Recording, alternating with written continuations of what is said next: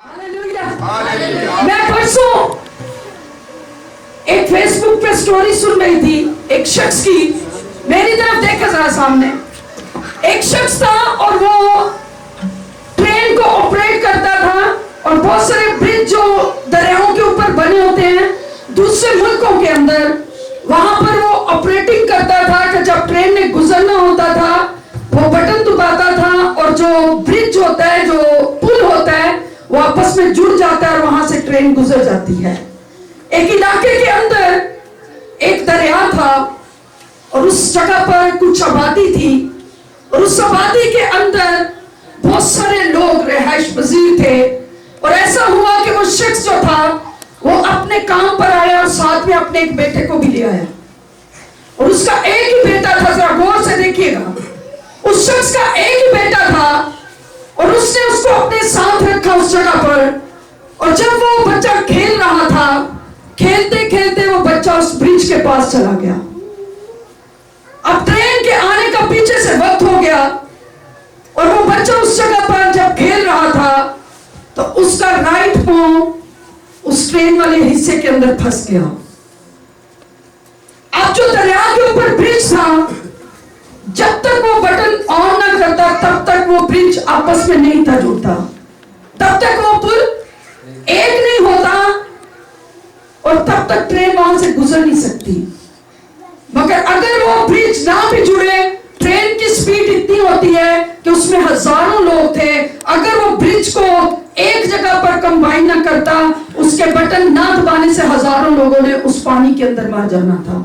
अब वहां पर उसका बेटा फंसा हुआ है, वो अपने बेटे को आवाजें दे रहा है, यहां से जल्दी से निकलना।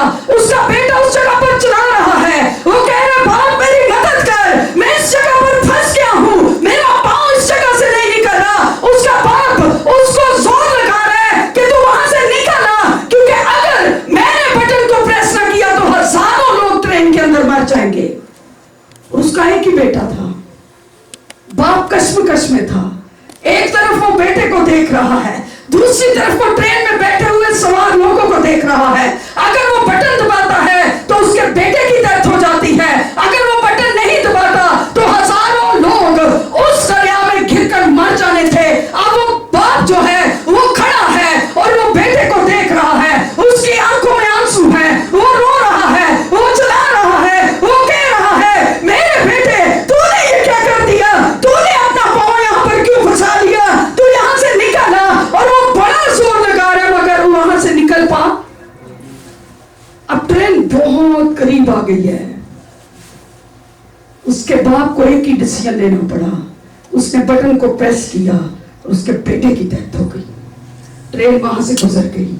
अब वो अपने बेटे की लाश को उठाकर लोगों के पीछे रो रहा है, वो कह रहा है देखो मैंने तुम्हारी खातिर अपने बेटे को कुर्बान कर दिया है। और लोग सफर में गामजन हैं मगर कोई उस पर तवज्जो।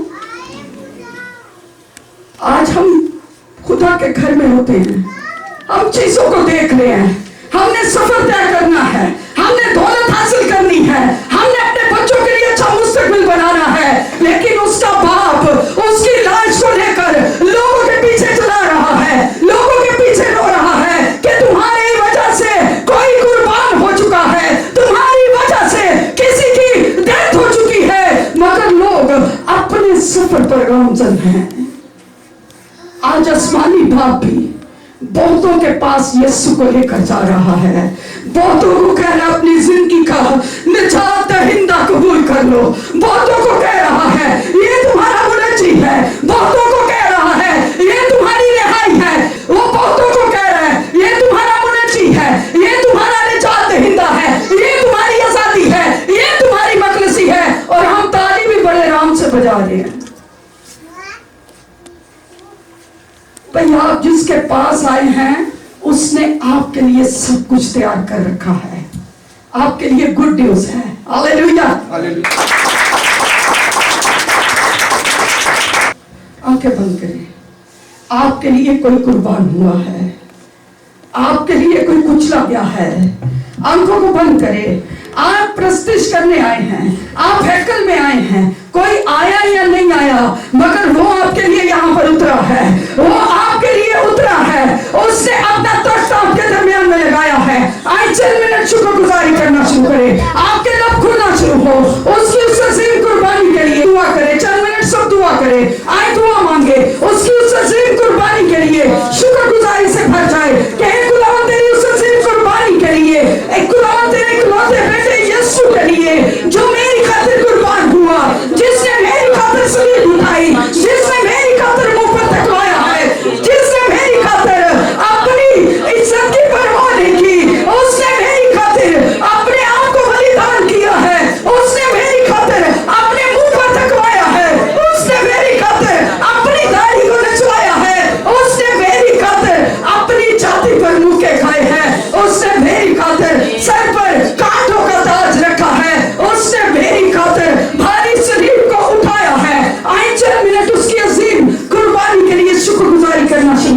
आप धीमी आवाज में, ऊंची आवाज में दुआ कर सकते हैं। सिर्फ 2 मिनट है। आए शुक्रगुजारी करना शुरू करें। वो आपके पास अपने बेटे की उस लाश को लाया है, उसने उसको लाया है ताकि आपके दरमियान में वो कुर्बान हो सके। आपके गुनाहों का, आपके खानदानों का, आपकी नस्लों का वो निजात दहिंदा ठहर सके, वो मुनज्जी ठहर सके, वो आपकी मखलसी और आजादी ठहर सके, वो आपकी रिहाई ठहर सके। कहे खुदा हम इसको कबूल करते हैं, हम इस कुर्बानी को कबूल करते हैं। आए कबूलियत के मौसम में जाएंगे, मांगे मांगे मांगे। कहे यीशु मैं तुझे कबूल करता हूँ कि तू मेरी खातिर कुर्बान हुआ है। यीशु मैं कबूल करती हूँ क्योंकि तू मेरी खातिर कुर्बान हुआ है।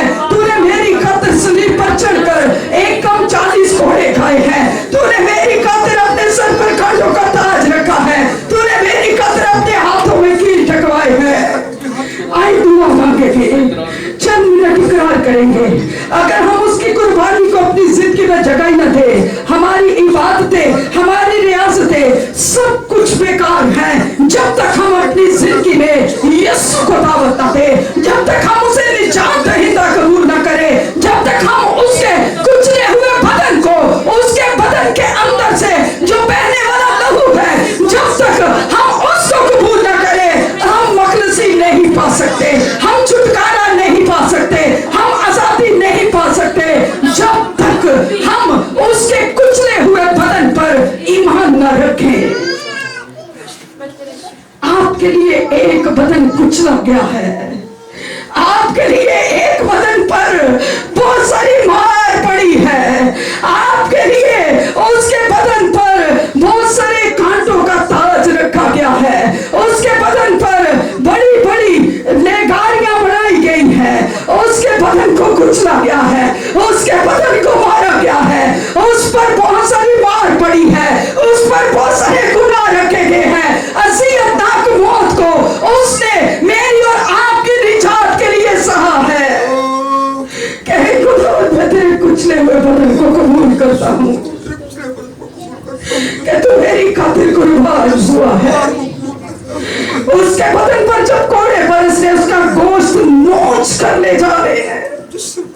बहुत अज़ियत में है वो, बहुत मार खाई है। आज भी खुदा अपने बेटे को आपके करीब ला रहा है कि तेरी खातिर कोई कुर्बान हुआ है, कोई बदन तोड़ा गया है, कोई बदन कुचला गया है, और वो यीशु मसीह का बदन है। उसको मैं कबूल करता हूँ, उसको मैं कबूल करती हूँ।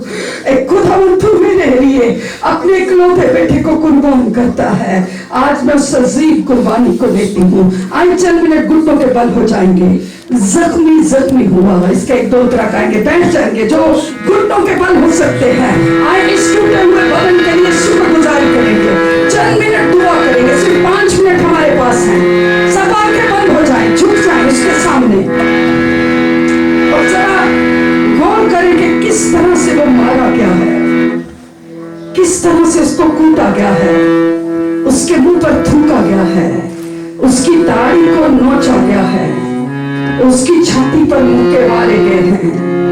आए झुक जाएंगे।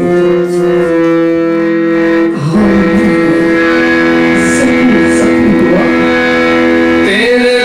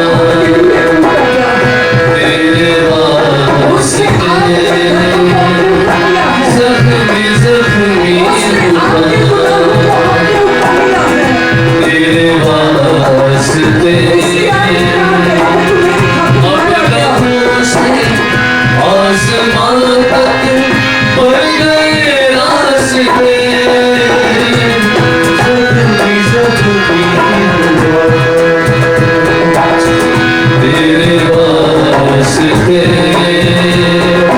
जख्मी जख्मी हुआ तेरे वास्ते अब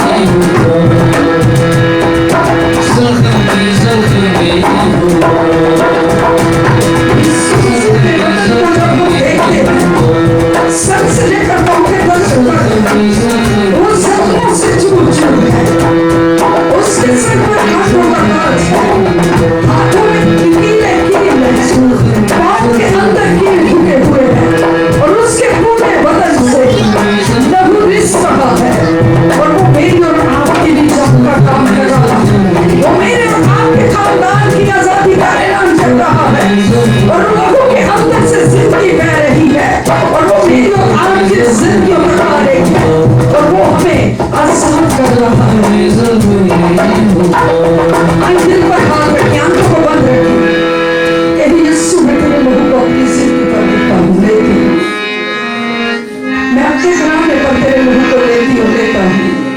अपने खानदान के हर एक मेंबर पर तेरे लहू को लेती हूँ।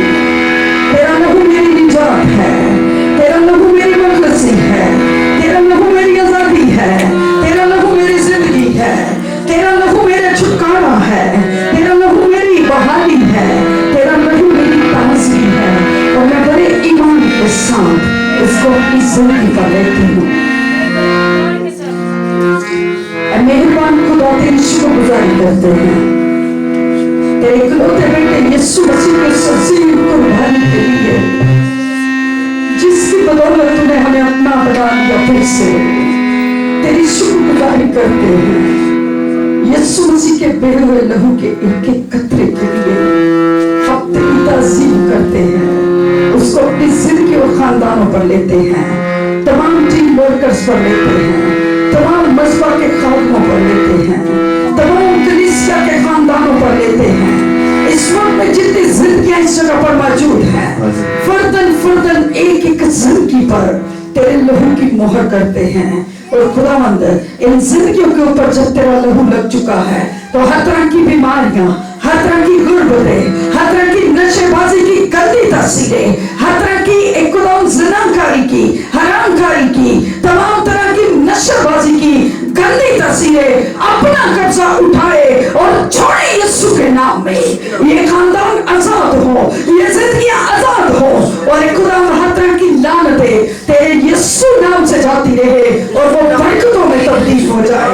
यहाँ बैठी हर एक जिंदगी को बढ़ने फूलने फलने की दुआ देते हैं। हर तरह का बांझपन रूहानी और जिस्मानी खानदानों में से जाता रहे, हर तरह का रूहानी अंधापन यीशु के नाम में जाता रहे, हर तरह का बहरापन यीशु के नाम में जाता रहे और जिंदगियां आजाद हो, कारोबार आजाद हो और एक जॉब्स बहाल हो, कारोबार बहाल हो, तेरे लोग तुझ पे खड़े और तरक्की पाए। यीशु मसीह नासरी के नाम में आमीन।